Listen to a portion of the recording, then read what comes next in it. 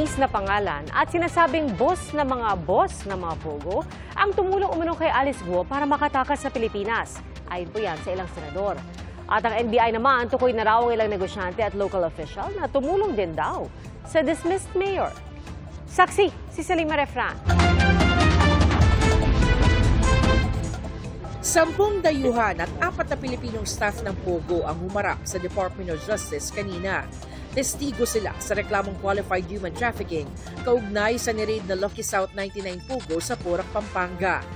Dawit sa reklamo kinatawan ng Lucky South 99 na si Cassandra Ong, Ronalyn Baterna na Corporate Secretary, dating Technology and Livelihood Resource Center official Dennis Cunanan, at sina Duan Renwu at Zhang Jie na big bosses ng Pogo. Damay rin ang 50 iba pang incorporator, officers at managers ng Lucky South 99, pati ng Whirlwind Corporation, ang kumpanyang nagpaupa ng lupa sa Lucky South. Sila yung pinakamalaking mamimili ng tao.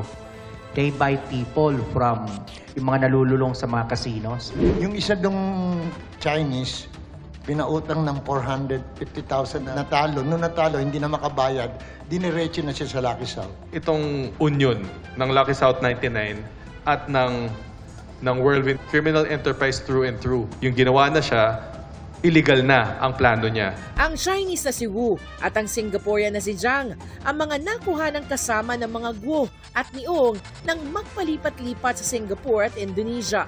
Wala sa reklamong ito si Alice Guo, pero di sinasantabi ng mga otoridad ang posibilidad na mapasama siya sa iba pang reklamo kaugnay ng Lucky South 99.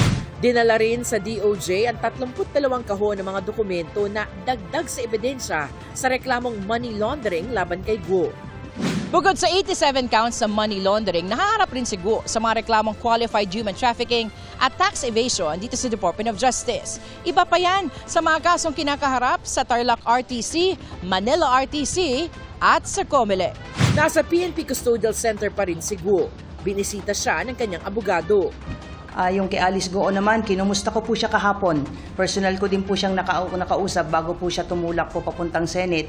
Nakakatulog naman po siya, nakapag-adjust na rin po siya. Hanggang makabalik po siya ng mga around 3:55 kahapon galing sa Senate, wala na po daw dumalaw. Pumayag ang Tarlac RTC Branch 109 na dalhin sa Senado si Guo kung kailangan siyang humarap sa mga susunod na pagdinig. Kasunod ng pagharap niya sa Senado kahapon, may mga panibagong tanong na umusbong. Isa na rito, sino ang tumulong sa kanya na makaalis sa Pilipinas?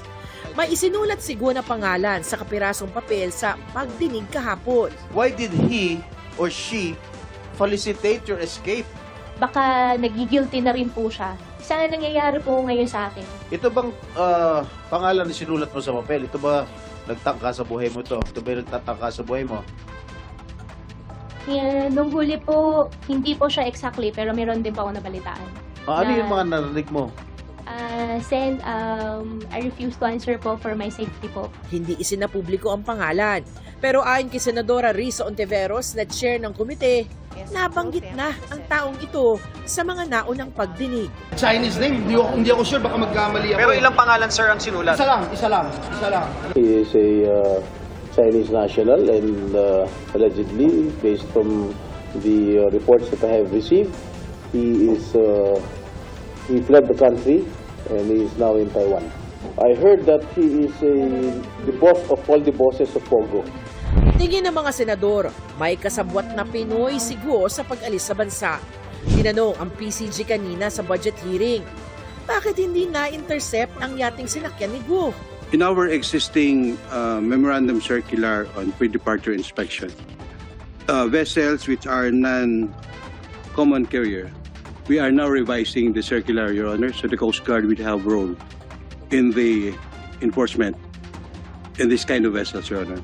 You could have done that even before. It is. Why do we need an Alice Guo incident before we can anticipate such a scenario and then cover it? The regulation was made in 2009 and I'm taking my role now to revise it, Your Honor. Maging NBI, hindi naniniwala sa sinasabi ni Guo na walang Pilipinong tumulong sa kanyang umalis ng bansa. Tukoy na raw ng NBI ang ilan sa mga taong tumulong kay Guo. Nung pumutok na ito na connected siya sa Pogo, marami nang umaasi sa kanya, tinutulungan siya, nag-a-advise sa kanya, whatever. Hanggang sa yung tumakas siya, marami, private and public official, tinutulungan siya. Minomonitor din ng NBI ang sinasabing body double ni Alice Guo na posible raw ginawang decoy ni Guo para makaiwas sa huli. Mismong si Guo ang kumumpirmang tao niya ito nang tanungin ng NBI sa Indonesia. Ano po? Saan po yan? Tao po yan. Lahat ng tao po halos long hair. Kamukha niyo ma? Kamukha niyo po niya. Slimmer version. During hinahanap namin si Alice Guo, yan ang rabbit namin. Yan ang rabbit. Ang ibig sabihin po ng rabbit, yan yung susundan mo para makuha mo yung principal.